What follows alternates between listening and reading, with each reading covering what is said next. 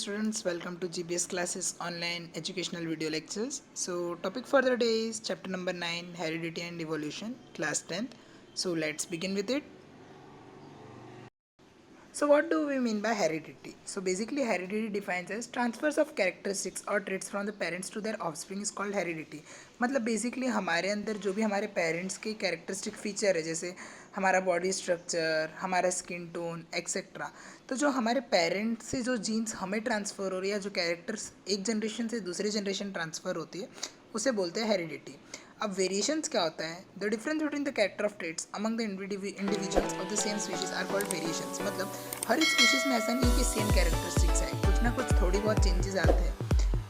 Example, अगर एक couple है, अगर उसके दो चाइल्ड है, तो प्रोबेबिलिटी ऐसी है, अगर वो दोनों उन दोनों का स्किन टोन फेयर है, तो एक एक जो फर्स्ट चाइल्ड होगा वो फेयर स्किन टोन का उनका चाइल्ड होगा, पर सेकंड चाइल्ड अगर थोड़ा डार्क टोन का होगा तो वो वेरिएशन है.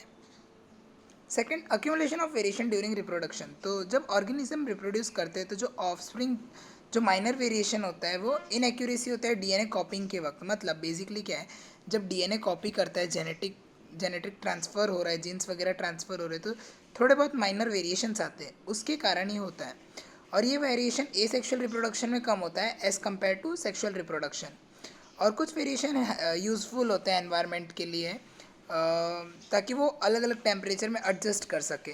जैसे कुछ सीड्स होते हैं, कुछ प्लांट्स होते हैं, वो वेरी कर जाते हैं, तो वो ज़्यादा रेजिस्टेंट होते हैं धूप वगैरह की, तो कैरेक्टरिस्टिक फीचर और अच्छी हो जाती है कुछ वेरिएशंस के कारण.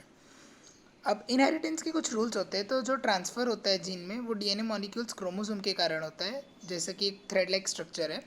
और इनहेरिटेंस फादर और मदर दोनों के जीन्स इक्वली कंट्रीब्यूट करते हैं. ग्रिगोर जॉन मंडल ने एक एक्सपेरिमेंट किया था गार्डन पी प्लांट पे, कि किस तरीके से जेनेटिक इनहेरिटेंस होता है, मतलब कैसे जीन्स एक जनरेशन से दूसरी जनरेशन जाएंगे, जो कि अगले पिक्चर में मैं आपको समझाऊंगा कैसे. सो बेसिकली ये है सेल का स्ट्रक्चर. इसमें होता है क्रोमोसोम लाइक मटेरियल और डीएनए डबल स्ट्रैंडिंग हेलिक्स होता है, जिससे पूरा ये मटेरियल ट्रांसफ़र होता है. तो ग्रिगोर मंडल ने क्या किया था, एक पी प्लांट लिया था. उसने क्या किया था, एक टॉल पी प्लांट लिया था जिसको उसने नोटिफाई किया था टी सिंबल से, और एक शॉर्ट प्लांट लिया था जिसको स्मॉल टी प्लांट से लिया था. तो बेसिकली क्या हुआ, जब उसने F1 जनरेशन में इन दोनों को कंबाइन किया तो क्या हुआ, देखो. सबसे पहले उसने एक शॉर्ट और एक टॉल लिया, जैसा कि इमेज मैंने जूम की उसमें देख रहा है. फिर ये कुछ ऐसा रेशियो आया, टी एक स्मॉल टी और एक बड़ा टी, जैसा कि ये रहा tall small long capital T and small T. ये F1 जनरेशन की बात थी. तो इसमें डोमिनेंट टॉल पी प्लांट किया, पर F2 में जब उसने क्या किया, ये हाइब्रिड प्लांट था, मतलब एक बड़ा टी और एक छोटा टी. और F2 जनरेशन में उसने क्या किया, एक प्योर टॉल लिया और एक ये हाइब्रिड लिया. तो क्या रेशियो मिला, जैसा कि उसने F2 जनरेशन में क्या किया, एक बड़ा टॉल, प्योर टॉल और एक हाइब्रिड, तो उसको 3 बड़े टॉल मिले और एक ड्वार्फ प्लांट मिला, मतलब एक छोटा पी प्लांट मिला. तो इस तरीके से उसने F1 जनरेशन में ये बताया कि कौन से डोमिनेटिंग ट्रेट्स होते हैं, कौन से रेसेसिव होते हैं. मतलब इसमें बड़ा टी डोमिनेट करता है छोटे टी के ऊपर. उसके बाद सिमिलरली उसने राउंड येलो और ग्रीन सीड्स पे उसने एक्सपेरिमेंट किया था.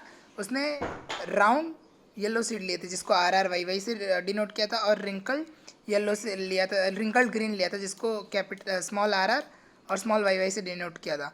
तो जब उसने इस पे एक्सपेरिमेंट किया तो कुछ ऐसा रेशियो आया. सबसे पहले उसने ये देख सकते हैं आप, RRYY को मीट करवाया, तो कैपिटल R मतलब कैपिटल R और कैपिटल Y डोमिनेट कर रहे, स्मॉल R और स्मॉल Y रेसेसिव है. आई नो इस पिक्चर में समझाना डिफ़िकल्ट है, बट एक बार जब अपनी क्लासेस खुलेंगी तो और अच्छे से मैं समझाऊंगा, तो आपके डाउट्स क्लियर हो जाएंगे.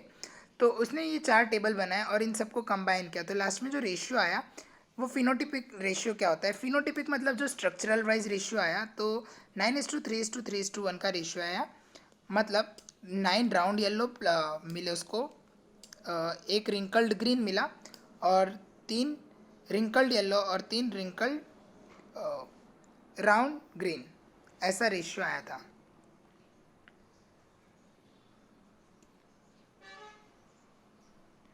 अब सिमिलरली सेक्स डिटर्मिनेशन भी ह्यूमन बींग में इसी तरीके से होता है, जैसा कि हम सब 8 से पढ़ते आ रहे हैं कि फीमेल में XX क्रोमोसोम होता है और मेल में XY। तो जब इन दोनों को अगर अपन मेट करवाएंगे तो अगर मेल का एक्स फीमेल के एक्स क्रोमोसोम से फ्यूज़ हुआ तो बेबी गर्ल है, बेबी गर्ल गर्ल फॉर्मेशन होगा फिटस का। और अगर मेल का वाई फीमेल के एक्स क्रोमोसोम से फ्यूज़ हुआ तो baby boy foetus baby boy में डेवलप होगा, जैसा कि ये पिक्चर शो कर रहा है।